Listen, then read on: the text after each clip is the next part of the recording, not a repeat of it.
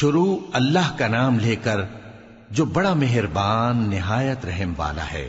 الف لام را، یہ کتاب روشن کی آیتیں ہیں۔ ہم نے اس قرآن کو عربی میں نازل کیا ہے تاکہ تم لوگ سمجھ سکو۔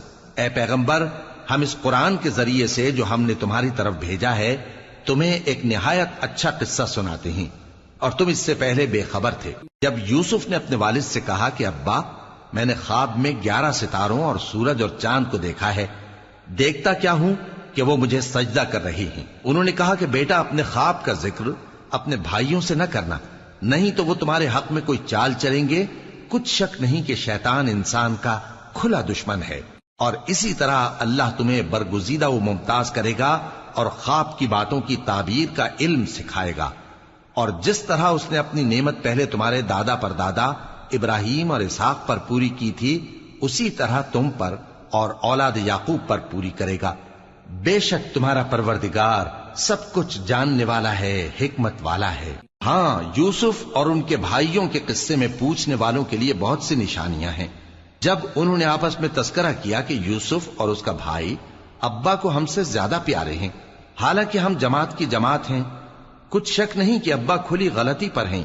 یوسف کو یا تو جان سے مار ڈالو یا کسی ملک میں پھینک آؤ، پھر ابا کی توجہ صرف تمہاری طرف ہو جائے گی، اور اس کے بعد تم نیک لوگوں میں ہو جاؤ گے۔ ان میں سے ایک کہنے والے نے کہا کہ یوسف کو جان سے نہ مارو، کسی اندھے کنویں میں ڈال دو کہ کوئی راہگیر اسے نکال کر کسی دوسرے ملک میں لے جائے گا۔ اگر تم کو کرنا ہی ہے تو یوں کرو۔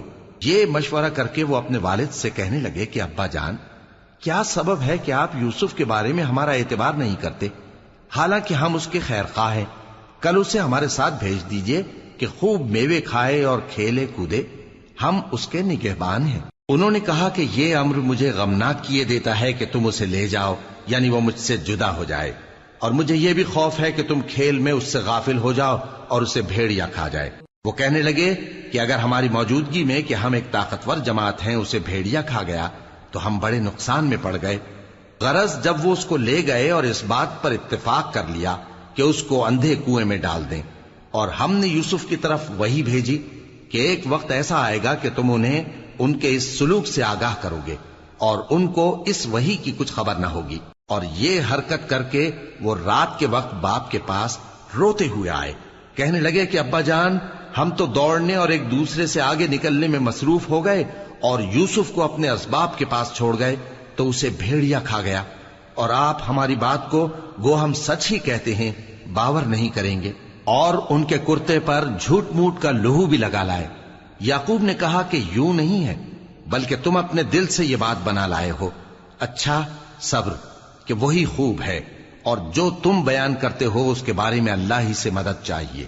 اور اب اللہ کی شان دیکھو کہ اس کنویں کے قریب ایک قافلہ آوارد ہوا اور انہوں نے پانی کے لیے اپنا سقا بھیجا، تو اس نے کنویں میں ڈول لٹکایا، یوسف اس سے لٹک گئے۔ وہ بولا، زہے قسمت، یہ تو ایک لڑکا ہے، اور اس کو قیمتی سرمایہ سمجھ کر چھپا لیا۔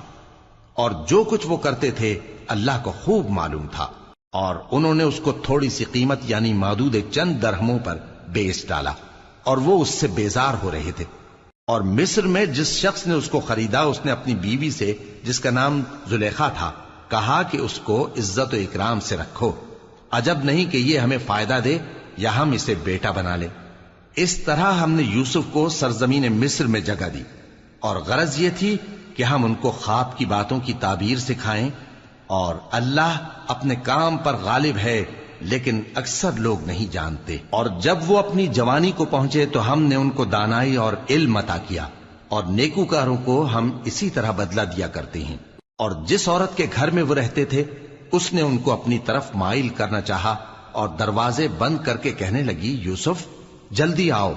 انہوں نے کہا کہ اللہ پناہ میں رکھے، وہ یعنی تمہارے میاں تو میرے آقا ہیں، انہوں نے مجھے اچھی طرح سے رکھا ہے، میں ایسا ظلم نہیں کر سکتا، بے شک ظالم لوگ فلاح نہیں پائیں گے۔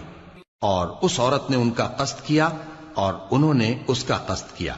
اگر وہ اپنے پروردگار کی نشانی نہ دیکھتے تو جو ہوتا سو ہوتا۔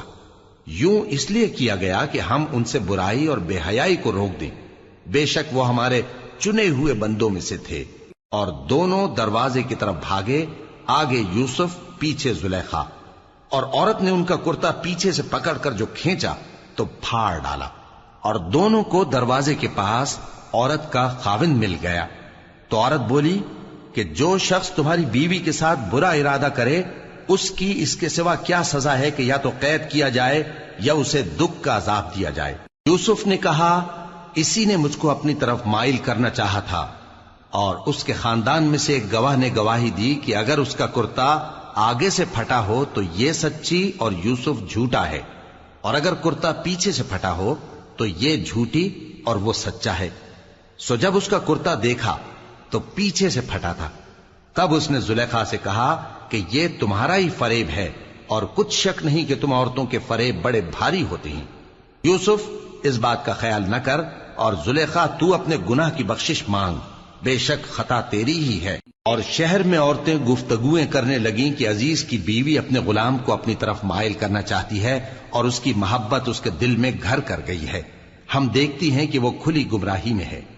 پھر جب زلیخا نے ان عورتوں کی گفتگو جو حقیقت میں دیدار یوسف کے لیے ایک چال تھی سنی، تو ان کے پاس دعوت کا پیغام بھیجا اور ان کے لیے ایک محفل مرتب کی، اور پھل تراشنے کے لیے ہر ایک کو ایک ایک چھری دی، اور یوسف سے کہا کہ ان کے سامنے آؤ۔